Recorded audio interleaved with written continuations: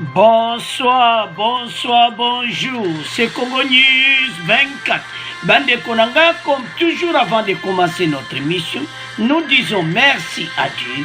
Nous disons merci à nos chers abonnés et téléspectateurs qui nous suivent partout dans le monde entier et en RTC.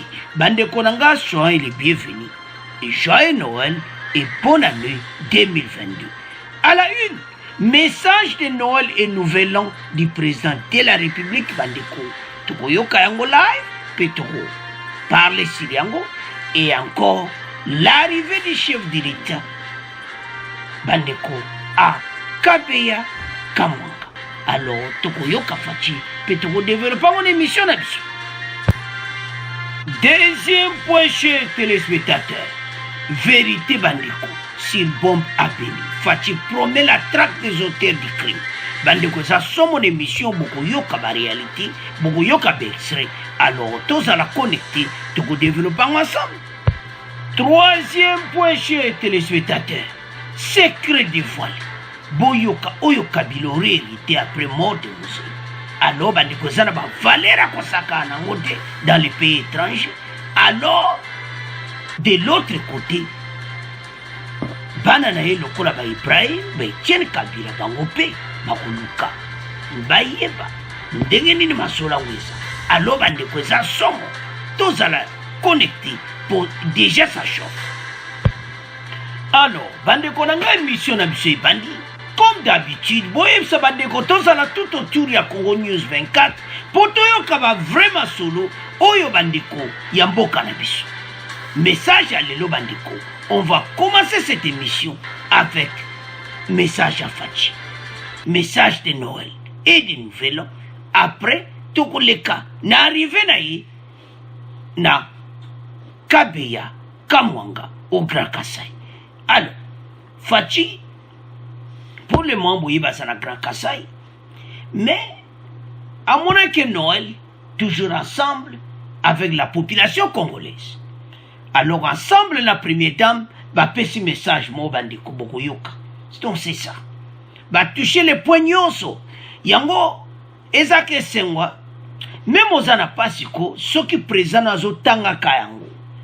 Au moins que vraiment que présent na yo ayebi. Et ça la kafri. Facha toucher ba point. Oyo ba congolais. Ba situation na biso. O ayeba préoccupation na biso. Na wezo leka partout. Na katia RTC. À mon avis que Noël Oyo, il fallait couper ce message moi pas peuple congolais. Message on a bandiko. Tukulanda yango. Donc, au sentir que Fachi a yebi ba situation na biso. Yango. Bandeko, mwana mboka au pouvoir, mwana mboka au sommet de l'État. Tu sais ça ba congolais belé. Et belé ba revaka. Oui. Tu as vu tout ça dans la situation, tout ça. Mais, il faut que résoudre yango. Tant qu'il est gauche, qu'il est droite, faut un devoir dans ma boca, ça n'a défi au Congolais, va payer. Peut toujours mon volonté. Pourquoi toujours le bon? Parce que Fachi chaque fois attend qu'à va point. Ensuite, c'est ma Congolais, voilà point bruit. Voilà point bruit. Tous ça toujours ensemble. À l'objet de Congolais, tous à la bon moko. Dans l'unité. Tozala tangu nyonso ko aider ba nyinga oyo aza pembeni na yo. Donc la main dans la main. Yango makambo biso tolobaka na chaque émission. Fachi a touché un message à Noël et à Nouvel An. Et puis kaka Fachi première dame à lobby. Alors, et belé ba musu peut-être bolanda ki yango.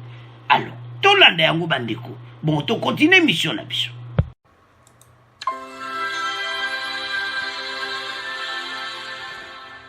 Très chers compatriotes, nous voici au terme de l'année 2021. Les temps se succèdent et ne se ressemblent pas. En effet, la période de fin d'année est toujours particulière et nous rappelle les valeurs fondamentales de la vie que sont le partage, l'entraide, l'amour, la solidarité et la foi en un lendemain meilleur. Il est vrai que le contexte continue d'être singulier, car la crise sanitaire qui nous avait durement touchés l'année dernière a de nouveau perturbé cette année qui tend à s'achever. Suite à cela, nous saisissons cette occasion pour présenter nos condoléances à toutes les familles qui ont été affectées par la perte d'un être cher. Dans certains cas, la distanciation sociale ainsi que les autres gestes barrières que nous vous recommandons encore vivement aujourd'hui nous ont émotionnellement, voire physiquement éloignés les uns des autres, limitant de manière considérable le rapprochement des familles. Les conflits persistants ainsi que les catastrophes naturelles parmi lesquelles l'éruption volcanique du Nyiragongo ou encore les inondations d'Uvira ont tout autant perturbé l'équilibre familial et communautaire. Nos pensées vont ainsi à tous les déplacés internes qui, contre leur gré, passeront ces fêtes loin de leurs proches ou dans un cadre de vie différent de celui auquel ils aspirent. Nous gardons une pensée pieuse pour toutes les victimes des tragiques naufrages ayant émaillé l'année 2021, tels que ceux de la Mongala et du Maïndombe. Par ailleurs, la période des festivités est l'opportunité de regarder à ce verre à moitié plein et de partager de belles histoires. C'est ici l'occasion de citer, à titre d'exemple, le cas de nos compatriotes des localités de Fataki, de Lipri, de Nyangaray, en territoire de Djougou, qui peuvent librement célébrer la Noël grâce à l'effort déployé par nos vaillantes forces de sécurité et de défense, quelquefois jusqu'au sacrifice suprême. Il est pour nous l'occasion de renouveler ici nos hommages aux militaires tombés, armes à la main, en quête du rétablissement de la paix sur notre territoire et, avec eux, de nombreux concitoyens victimes de la barbarie terroriste d'un petit groupe ennemi de l'amour et de la concorde nationale. Nous n'oublions certainement pas le personnel médical qui a permis de tirer un trait définitif à la 13e épidémie d'Ebola dans le Nord Kivu et qui, aujourd'hui encore, expose sa vie pour sauver la nôtre contre la Covid-19. Leur travail nous permet de passer ces fêtes avec beaucoup plus de quiétude. Partout où nous nous trouvons à travers le pays et selon que nous le pouvons, pensons aux plus vulnérables et à ceux qui sont dans le besoin autour de nous. Conjuguons ainsi par ces actes notre plus grande et inaliénable richesse, à savoir la solidarité. Il est de notre devoir à tous, sans exception, où que nous soyons, de rendre beau et joyeux ce jour de la Nativité, mais en même temps de nous engager résolument en 2022 par le travail et la paix à faire de notre pays, la République démocratique du Congo, un pays plus beau qu'en 2021. Comme disent les Saintes Écritures, voici la journée que l'Éternel a faite. Qu'elle soit pour nous tous un sujet d'allégresse et de joie. Nous vous souhaitons une joyeuse fête de Noël. Ainsi qu'une bonne et heureuse année 2022. Que Dieu bénisse la République démocratique du Congo, son peuple et tous ceux qui l'ont choisi comme leur lieu de résidence. Alors, nous sommes au fin de l'année. Le partage, l'amour, la solidarité. Et puis, ce dont l'année Fatisha Fabana toujours, chers compatriotes. Donc, Fati Ayebi, Oyo Bana Mboka Bazana Poussa. Bandeko, Makamoto Lobako, et Bele Tile Tozo Monagaki, ah, voilà, pas ces araka, oui, Toyebi. Mais tangu, papa na yo, azo rappelé que moi nanga, na yebi pasi na yo, et ça la vrai, a père a yebiko, do père azo bunda, pour résoudre la situation. Bandeko, Mboka na bisoko, avait Fati à la tête, Mboko eko bonga. Makamba bien koya, mais avec la solidarité de Fati à l'obi, tout ça la bomoko. Oye Zamboka na biso. Tozala inu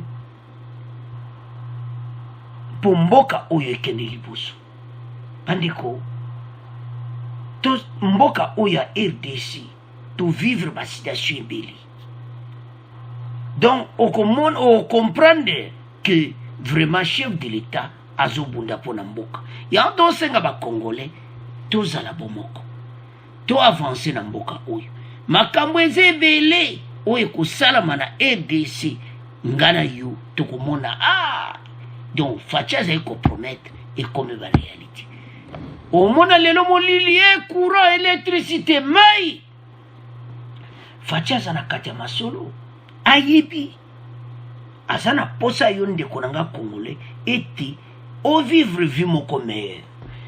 Fachi eza na volonté nete ke peuple congolais a souffrir boye. Bandeko na nga Fachi akuti mboka oyo na eta moko soko oza na place na ye nde okozwa comprendre yango.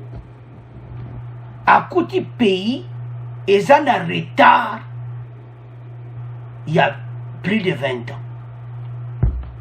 Parce que 20 ans oyo bato basali au pouvoir ils ont simboka 20 années en arrière. Il faut toyebaka yango. Et puis les lozomona mais peuple moi les Cambodgiens bazo senga ba salaire na bango bazolo mais kala bazaki ata na tango lobati. Lera kalo sali grève impunité.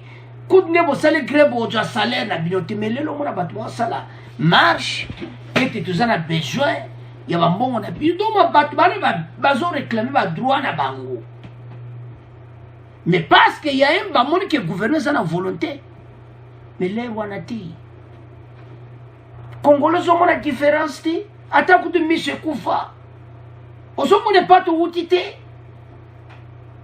Malgré tout ça, la souffrance, on a nécessité, mais tout y a coûté des amabis. Na des impossible. À quoi ça le miracle était na des ans? Mais toujours compté, na vers fait un mandat na yi, préfet premier mandat, les raconte deuxième mandat na yi, tu vas le monde moi ba lumière déjà. Bon t'as mais fort. Un président de la République a joué le club coup de Thompson. Pour comprendre patience à la mboka. En Namibie. Mais les gens qui ont marché dans le cher. Tout va gagner. Le président a un plan pour nous. Nous avons un message, chers compatriotes. L'amour. La foi, bolingo wana na foi, makamna mse kende bien.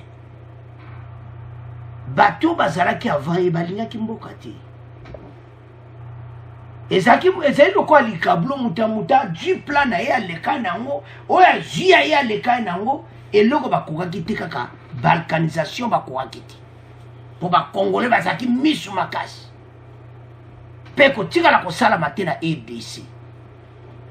Ce qui quelque part, un moupaya, un infiltré, azo kansaka un jour, et que ça la matin. Tout ce qu'on a point de vue, Fachi le bolingo. N'attend ya Noël, les Congolais va au sangane sikamoko, baza ko réjouir Noël ensemble. Après ce message wana. Mais tout y ba eti, ayebi ba problème na biso nyonso. Toyoka kyangwa, ambujimai. Alobi na ko sala tout pona makama courant. Mai, électricité, alobi yango. A Kinshasa moule courant. Tomonengo bilati. Ambele Kinshasa, mais tout à l'heure commentaire. O tcheno ba mwinda na Kinshasa, mais Kinshasa c'est sa saliti. Donc, gouverneur Ngobila, Jaba Petit wana, tiaba ona misala. Baba na kokomba banzela bofuta bango. Créer les emplois. Alors, gouvernement oyo baza na posa mboka me malemi toyebeti lokola bazolakisa volonté wana mboka ekeli biso me tosenga na bacongolais totika kolanda bafaux discours ekomi ya biso epai moko te ku tozoboma biso mboka totelema. Alors c'est à ce point totiki premier point tokomoke na deuxième. Alors bandeko nanga tokomi na point na biso bandeko oyo Fachi akei na mboka na Kasai bandeko. Fachi est arrivé à Kabeya Kamanda. Kuna Fachi bandeko azo sola na bango na Chiluba. Azako expliquer makambo nyonso dans la famille.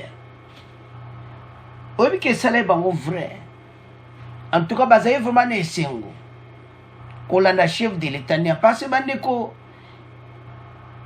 voyage ne kuna ezali vraiment préparé na niveau ya bango moko mais peuple amoni lokola surprise boyebi bainformation topesaka lere moko fo tokeba bainformation ya mabe elekaki trop ke faci akipaka kasai te nalanda bareportage bandeko mosusu kasai bazosouffrir na ndenge ya moke te bandeko kasai nde bazosouffrir nde mo mpe baprovince nyonso rdc mobimba eza kosouffrir fo toyeba yango alors faci akomi na mboka na ye alingi quand même apase message na monoko wana esala bango vrai na chiluba mais esala bango kitoko na mwa mpe baza na esengo donc ozoki ondire do papa na mwana bazosolola sikoyo na monoko ya mboka en tout cas esalaki vrai et puis balakisi ke kuna nde grand kasai epai wapi faci origine na ye ezali na discours na ye oyo alobaki azalaki na mbujima ye alobaki ke akoya retraite kuna oyo nde basepelaki donc c'est ça alors bamessage ezalaki vraiment kitoko alors faci akabeya kamanda total arrivé na ye toyoka mpe mwa extrait wana bongo tokontinue mission na biso. Mathieu Moudibambo, très chers téléspectateurs, c'est bien l'arrivée du président de la République Félix-Antoine Tshisekedi Tshilombo ici sur le terrain Kena Nkuna, situé en pleine cité de Kabeya Kamwanga, son territoire d'origine. Le chef de l'État a quitté Bujimaï ce matin pour le secteur de Mumpompa, le village d'origine d'Étienne Tshisekedi Wamoulouma. Il est ovationné par le public, c'est tout à fait normal. Il est parmi les siens. Voilà la première dame également qui salue ses beaux-frères, qui salue ses beaux-parents, qui salue ses belles tantes. Elle est à côté de son mari, Félix Antoine Tshisekedi Tshilombo, qui est ici accueilli par le comité restreint, composé de la gouverneure ad intérim du Kasaï oriental, du bourgmestre, du commissaire de l'administrateur du territoire et des officiers de la police nationale congolaise et de l'armée. Voilà, le président qui vient de Mumpompa qui est arrivé ici au niveau de la cité de Kabeya Kamwanga, monsieur Souzou Deo, le président en venant ici, il s'est arrêté à Chimbombo pour visiter un projet, c'est lequel? C'est le projet de renforcement des infrastructures socio-économiques et des bases dans le centre. Son Excellence a profité pour visiter l'un des ouvrages d'adduction en eau potable réalisé dans les cadres du projet PRI. C'est un réservoir. Tout à l'heure, très chers téléspectateurs, regardez ces belles images et l'arrivée du président Félix.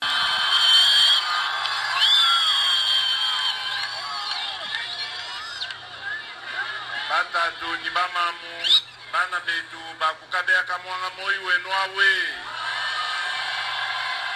moyo kabidi eyo twasakidila wa manzantenta bwa mushindu tujibapetangana nenu nujibatuinjila tumajikuya kutwa kwa mufompa wakumona bana betu badikwaka kubela moyo walusi nujibamanyani kukala kwaka mu 1983 à 84 bavu batukwata ni mfumu wetu Etienne Tshisekedi kudi bukalenga bwa chikondo achi batutuma kukabeya kamwanga ku kwa Mupompa précisément kutuvubaya kusomba ni baleki kacha chikondwachi chitumwanji kabiki kuku jatato vumuswa bwakuya kubela babu moyi kumanyani mbalala bishi mbasomba bishi wabe undi mupingana wakumonana nelu walu kukabeya kamwanga kwetu kumbelu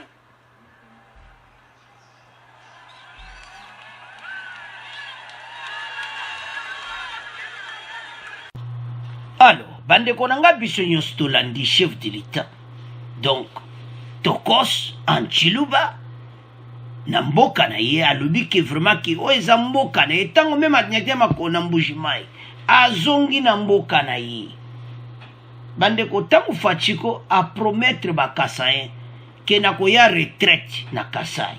Donc, ntango asisa deuxième mandat na ye po toyebi ke na 2023 koleka na ye wana il n'y a pas de problème parce que azosala posa bakongole bakovote yo Fachi. Ndo moni bana mboka ba ye wana bazoyoka ngo kitoko ebie bandeko soki langue na omokoko ma message zo ko ekotaka kitoko. Donc message bende yokani peuple wana ya kamo kabe ya kamwanga bayoki message ya chef de l'État bandeko ebele tolandaki ya na RTNC do Fachi azana biso ensemble mboka oyo Fachi akotika yango boyiti. Fachi azana mission que mboka oyo faut échanger. Tout le monde a quand même que Congolais commence à sentir quelque chose. Même à tes salami leloti na mikolo koya. Mais tu as vu que 2022 bandeko eza ne oyo babenga ki les social. Le cola ça a été déjà déclaré donc les social et si l'obamaki bandeko to yebete Fachi apesa mboko le 31 décembre na maboko nzambe. Tous un espoir. To le message à Noël alobi la foi yango nde kosala ke makambo oyo ekene kitoko. Alors Fachi asola bandeko ya kabe ya kamwanga alors kalati Fachi akozongela biso na Kinshasa après ba voyage wana nyonso soto comprendre déjà message à 2023 au kota partout na Mbuji-Mayi ya koti message à 2023 partout zo tambola zo kota yango pona nini Fachi azoyo kasoni te azoloba peuple congolais azana besoin ya deuxième mandat pour akokisa posa na ye oyo azanango posa na ye zaneni social ba congolais la régulariser sécurité à l'est bandeko wana benio toyoki tozoya na pona ete déjà mutu mwa panzani kuna na restaurant do bato bakufi Fachi ali makambo wana ezala lisuti.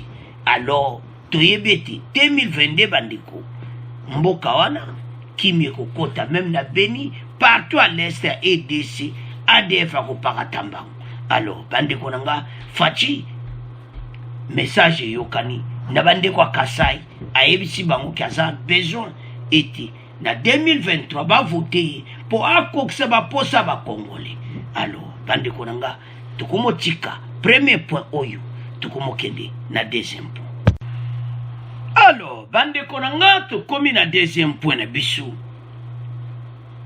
vérité sur bombe oyo koyaki na Beni bandeko. Fachi promet la traque des auteurs du crime. Fachi ayoki sango alobi bo wana nyonso fo bakanga bango ADF wana. Bandeko mboka RDC eza menacé na ndega mokete mais FARDC na IPDF bazo contrôler mais omoni makamba bombo eza compliqué bandeko. Bon comprendre que mutuka bozo mona boye pe o peu face pende ande ko na biso congolais à latine bombe à panzani. Donc c'est difficile. Oui, ça la meki na Beni to mona on ngende sama na mboka batabazambala. Alors tant to komina batabazambala na kata mboka na biso c'est très sérieux. Alors Fachi la yoki message mbala moko alobiki bombo na Beni. Fachi promet la traque des auteurs du crime. Après l'attaque à la bombe survenue ce samedi 25 décembre 2021 en ville de Beni qui a fait au moins 6 morts et 13 blessés, bilan provisoire. Le président de la République démocratique du Congo, Félix Tshisekedi, s'est dit consterné par cet acte qu'il condamne avec vigueur. Fatie Pawa Pazana Grand Kassai a condamné Ango avec vigueur. Kandinga Zandia Okitana Pia Avion a condamné Ango que, en tout cas, Batouana, Bazwa Bango, Peba Yoka Biloko na Bango. Parce que ce n'est pas possible. Et Koko Salama Bongote. Bandeko, Oebinde Balata Kango, le Kola ba bombe, donc, Nde Balata, Oyebate. Yango Mikolo, Oyo Moutunyon Soazana ba Kazaka. Ba desa, ba longole Kazaka, lata chemise. Parce que Batabazamba la Bakoti. Le nombre de victimes de l'explosion d'une bombe dans un resto-bar à Beni, Nord Kivu, la soirée du samedi 25 décembre, s'est revu à la hausse. Le bilan toujours provisoire passe de 6 à 8 morts, dont les kamikazes. Donc, il y a 8 morts, na kamikazes. Yemo ala teke sentir wana. Ba on ba benga donc sentir oyo ka lati aibi ke yazo kufa. C'est grave. Le bilan toujours provisoire passe de 6 à 8 morts, dont les kamikazes. 2 personnes sont décédées de leurs blessures ce matin à l'hôpital général de référence de Beni, selon le docteur Franck Fikiri, médecin directeur de cet établissement sanitaire. Bandeko, l'hôpital ba nombre na ba blessure ba keneki. Alors, nombre zo matapo o musuwa na ba wuti ko kufa bandeko. 2 personnes ba wuti ko kufa, alors ils ont matsa bilan. Et l'autre ntolo ba bato bazambala baza très compliqué. Bandeko, foto yebake tozala bitumba moko kosakana motena bata bazambala. Mais tozala basiporo ebele. Bandeko ebele bazomona kaka ke voilà kaka armée ougandaise. Mais boyebake ba américain baza na kati ya parc Virunga basala siège na ba. Siège wana na ba drone na bango bazo traquer pa ba ADF bazali pona ko signaler ba Ougandais ba beta bango biloko. Yango zomona chaque fois cible ya ba Ougandais zo tomber très propre. Po oyebi tango bango bayaka. Surtout zo souvenir. Si vous vous souvenez, peut-être Bosani, tango bayaka ba officier américain na bayaka na ba drone. Balouai ba ko s'installer kuna pona ko traquer mouvement ya ba ADF. Ba yebi yango très bien.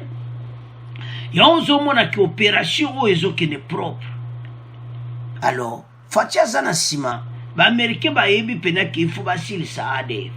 Yango armée ougandaise ba ko silisa masulu wana. Parce que eze ennemi moko commun. Ndenga koti wana bandeko eza très grave. Botala kabino. Tala salami. So tali ba kiti ya miette o comprendre que eza na restaurant bozomona wana. Do munguna kote libiso na kati na ndenge ya mabe. Mais ba américain baza na kati ya parc à Virunga. Bazo collaborer ensemble biloko tuba ebi. Bande kotala. Bato ADF akosila. Parce ya ze ennemi numéro 1 ba américain. Boyebi o basala na mboka na bango boyebi ba dega osaka na ngote. Alors bata bazambala place baza ba américain baluka basilisa bango. Po bayebi bango ba très dangereux. Bo comprendre que bango baza différent de ba groupe ozo ka rebelle. Bango ezali religion ngonga na comprendre te. Le Coran eza moko. Nandimite na kati ya Coran ba koma qu'il faut kata batimete oboma bato.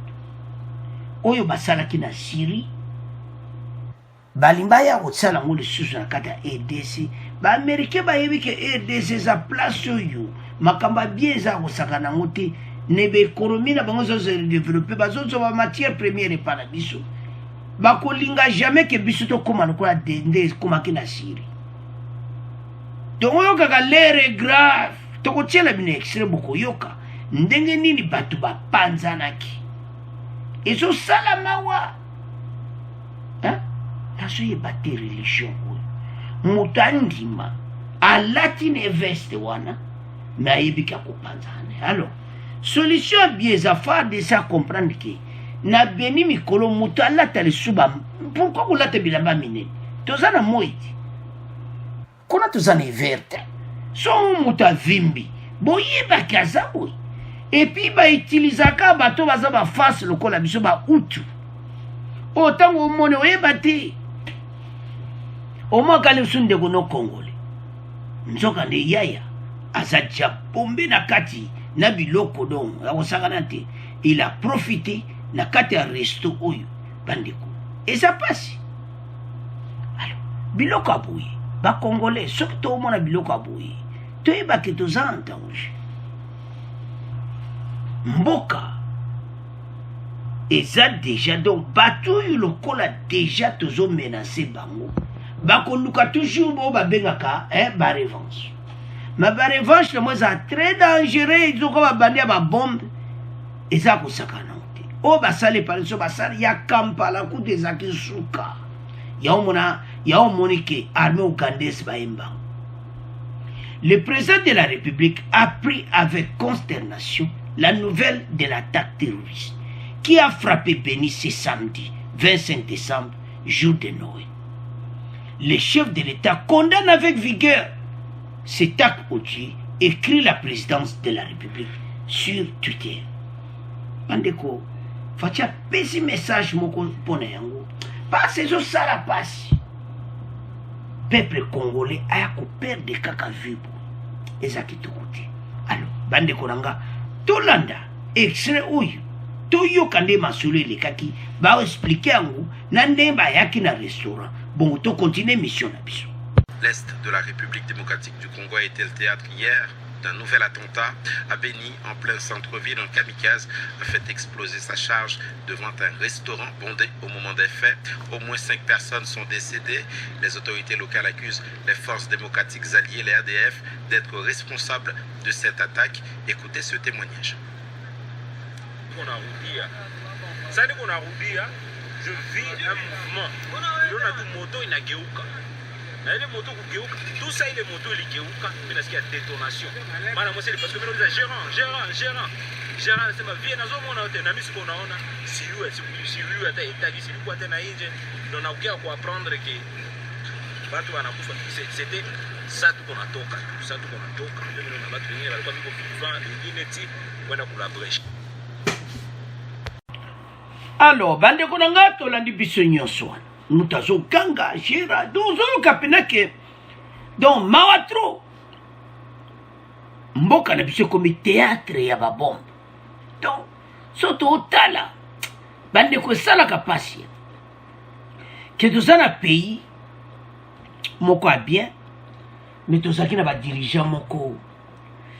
Baki mboko te. Yango bozo mona EDC komatina niveau wana. Bandeko ça fait mal. Peuple ya koko vivre te kaka makambo passe même en pleine fête comme ça fête de Noël. Parti na restaurant. Donc ça passe bandeko. Donc au mona comment tous a menacé. Parce que ils ont na kata resto bar bozo mona photo wana. Ba policier ba eko sa banquette. Kamikaze yemo kwa panzanaki. Donc la tu ne peux bombe à côté pe na resto bar. Aïe aïe pa pemi. So il ba on peut bazo danser. Yé na bombe bazo danser. Ah! Mboka na biso. Toko kuma de quoi ba sirité. Ce n'est pas possible. Bata bazambala. Tale pas molo na nzia. Boyetie pa na biso. Biso makambo ezalaki te. Nani akotsaki bango? Bandeko, et ça passe.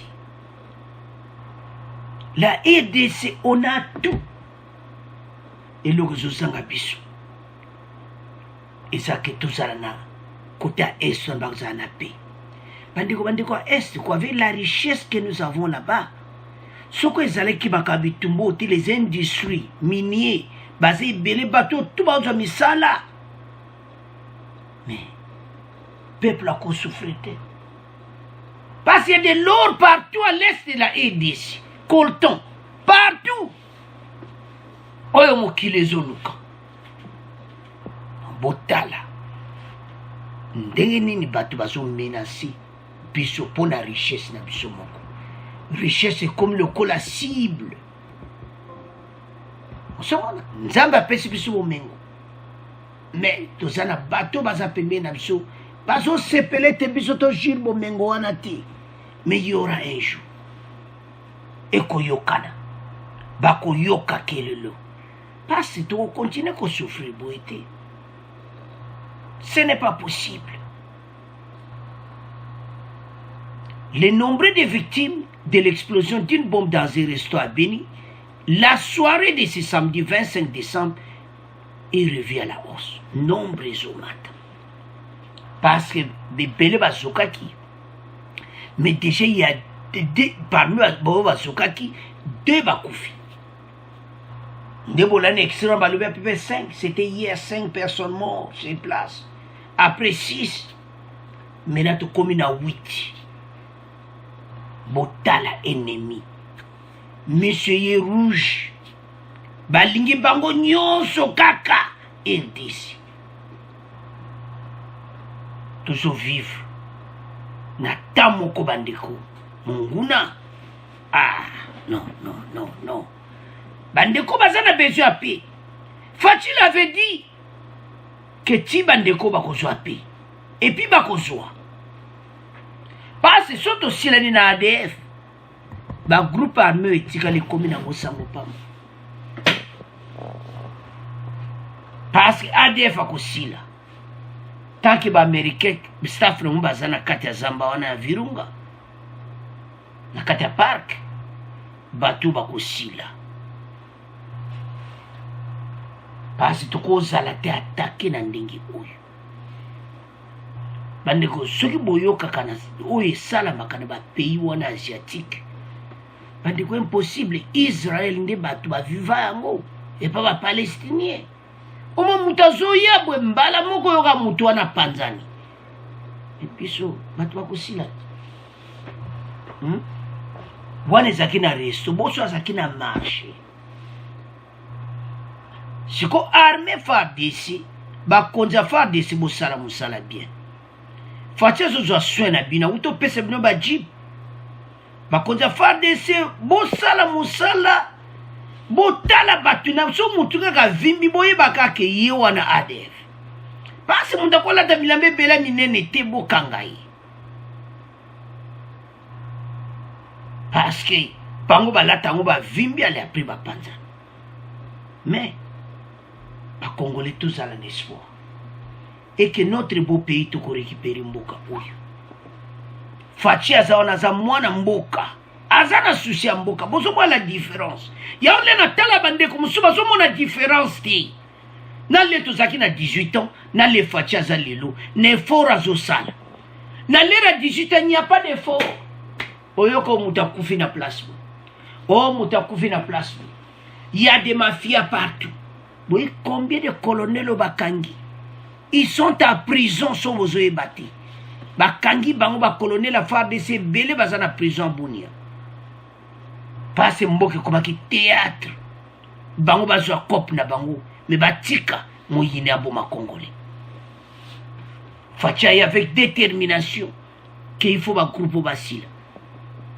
Mais ceux qui guerrent ici, les bandits, beaucoup de monde n'a pas besoin de comme. Parce que nous avons tout. Bah, français, bah, ça jaloux. Et ça, le coup, là, yo, bah, son mon ané, l'oka kitoko. Bah, n'inga, bah, zo yina yo. La aide, c'est de vivre ma kambo yo, et ko koma na suka. Totika ko bona na, ko pota na entre biso.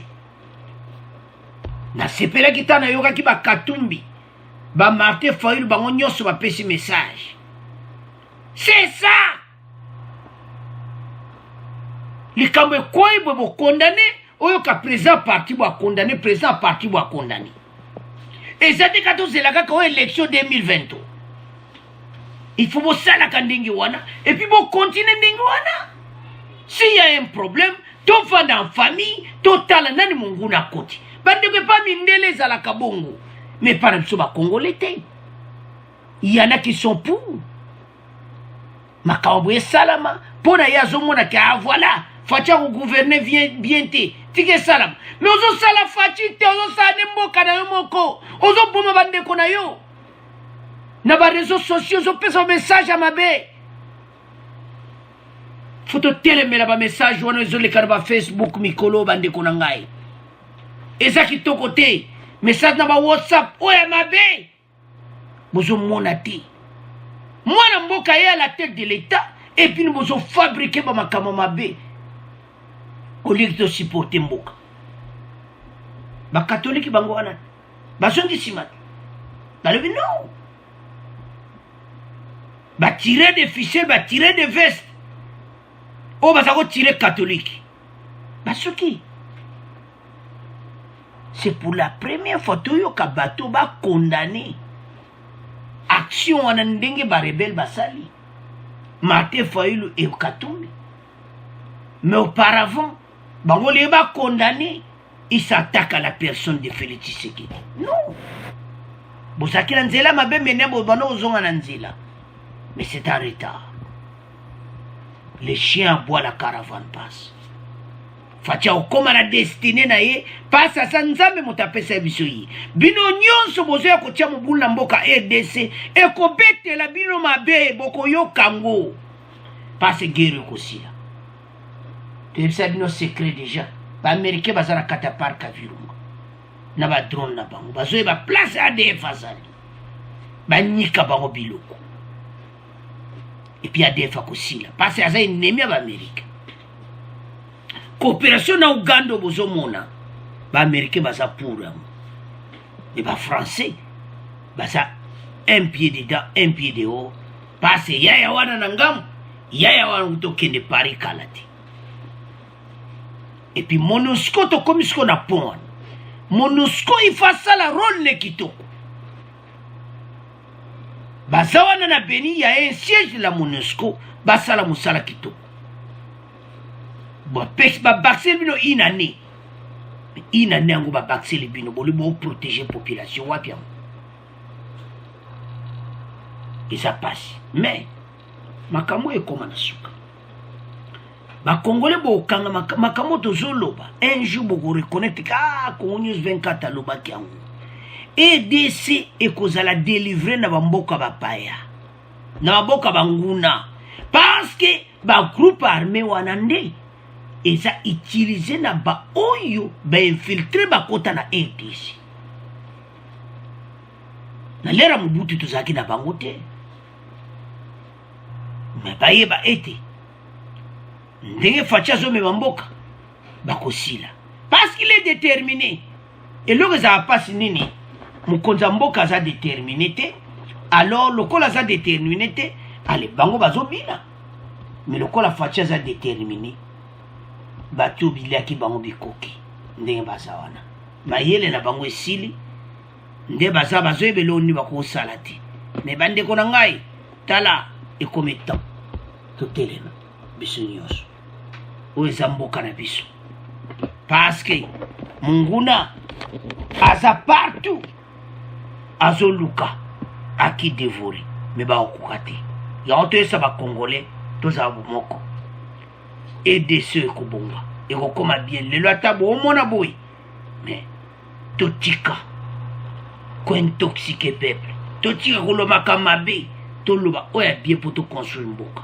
parce que ennemi ADF akokende 2022 makama kitoko ekoya tokoyoka sango. Alors c'est à ce point tokomotika deuxième point tokomokende na troisième point. Alors bandeko na nga tokomi na troisième point na biso secret dévoilé boyoka oyo Kabila aurait hérité après mort à Munzi. Bandeko Munzi akufi atika babiloko ebele toyoka ba déclaration ba ane bazo senga Ibrahim même était menacé Etienne bango tout bazana posa baye ba biloko papa na bango atika mais et ça passe. Mais le que c'est important et ça que bana oyo mena bazana RDC. Alors nouvelle couille balingi bango nyonso bajouir héritance wana. Mais ici Kabila aurait hérité après Moramouzi. Et ça une enquête na Namibie. Enquête wana et salamaki na ba Namibien. Ba on doit monsieur sekili que Kabila a plusieurs propriétés à wa. Mais moko il y a des luxes au villa moko osaka na motende o muzatikaki. Avançons. Une unité d'enquête namibienne révèle que Joseph Kabila, ancien président de la République démocratique du Congo, posséderait plusieurs propriétés résidentielles en Namibie, dont un luxueux domaine de 36 hectares au sommet d'une colline à Blackwater, située à environ 3 km au nord de Katotura. Kemata Namu Djebo Tioun, femme d'affaires et politicienne namibienne, ancienne présidente de la Chambre de commerce et d'industrie namibienne, NCCI, gérée personnellement au nom du président honoraire congolais. Femme wana géré kaba propriété wana. Zomona, siko moko nde eza somo nde bozomona photo wana yango nde bendi ba problème. Wana eza ye moko Joseph Kabila asombaki te. Wana eza oyo mozatika.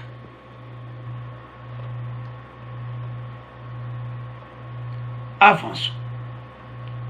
Joseph Kabila aurait hérité de la propriété de son père Laurent Désiré Kabila, qui a été assassiné le 16 janvier 2021.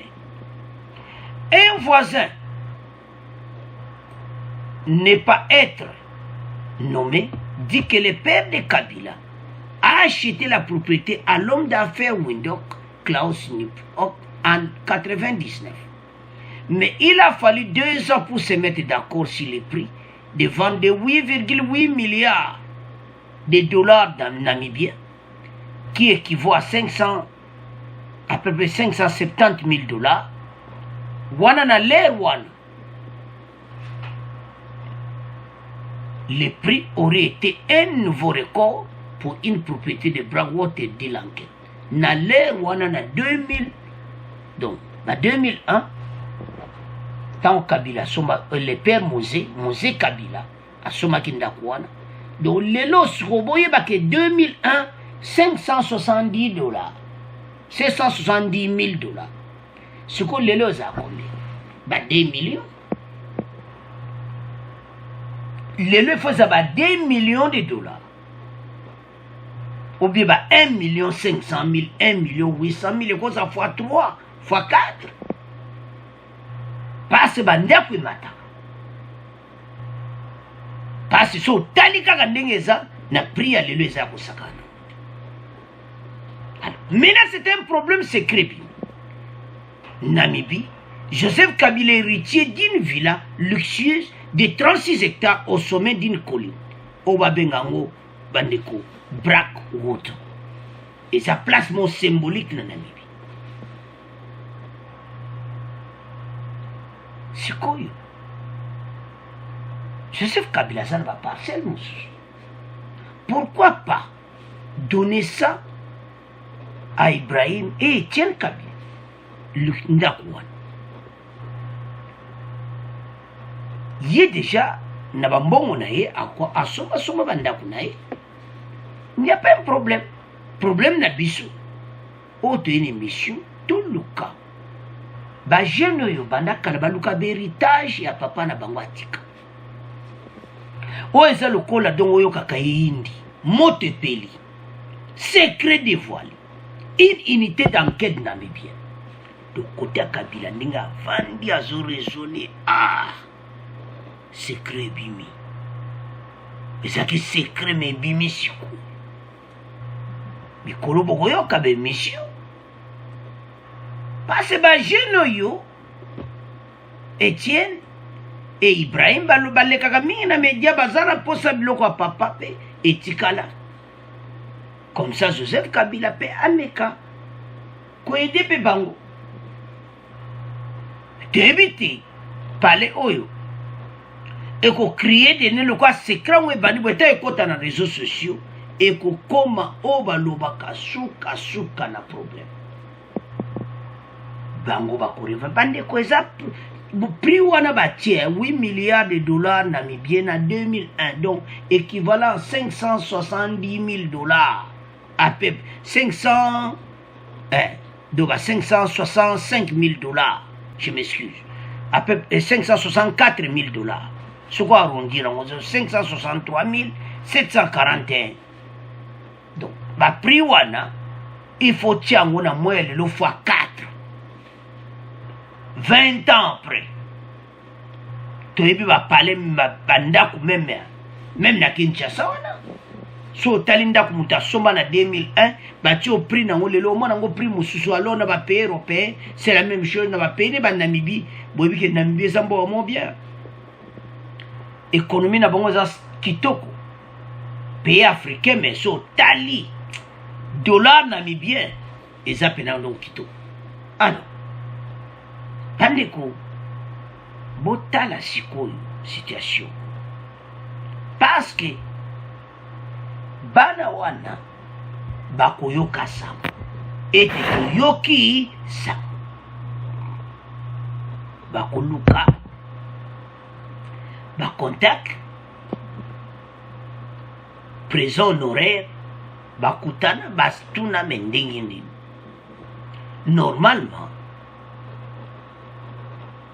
papa na mo quand même aleka na pouvoir quel que soit ma campagne c'est arrivé na même sur ma campagne belé ba problème belé mais Mosé a s'arrivé na posamboka je ne sais pas entourage nde salaki mobulu yango moni makambo ebele esalamaki na ndenge ye pa lingaki te alors situation ya boisiko bandeko so ozotala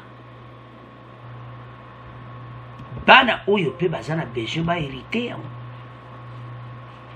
Kabila déjà zaba ndako mususu na Namibie totangi wana que le président posséderait plusieurs propriétés résidentielles en Namibie, dont un luxueux domaine Yangwana ou une de luxe na montagne.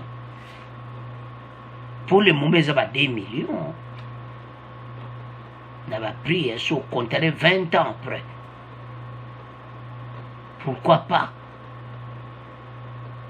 Bana oba hérité ndakona ba teki yango ba 2 millions na bango et de bango soki Kabila ko fungola ba motema parce qu'il a hérité, c'est-à-dire le nom de Kabila menacé la propriété wana comme héritier. Joseph Kabila aurait hérité la propriété de son père Laurent Désiré Kabila qui a été assassiné le 16 janvier 2001. À Kamboyo, ezobima na moment moko kala tete okoma na janvier ba anniversaire ya makama Laurent Désiré Kabila ba makambo ebele bande okobima na ndenga mokiti. La question te retourne. Pourquoi ba ekobimisa ngoka na moment? C'est-à-dire on attendait que Alongwa na pouvoir, le kola Kabila zé sur na pouvoir te makambo ba Namibie ba bimisi yango. Avançons. La propriété d'abord était louée à un homme d'affaires Rehoboth, mais est ensuite restée vide pendant plusieurs années. Plus tard, il a été réaménagé avec des rénovations structurelles majeures, y compris un mur extérieur supplémentaire et une deuxième porte de sécurité. Donc, et ça place mon de luxe. La question c'est quoi? Est-ce que Kabila a kolinga a partagé richesse au Nabango? Soka fungoli ba motema a kokopesa bango et ce gouvernement bako sola na Kabila ti.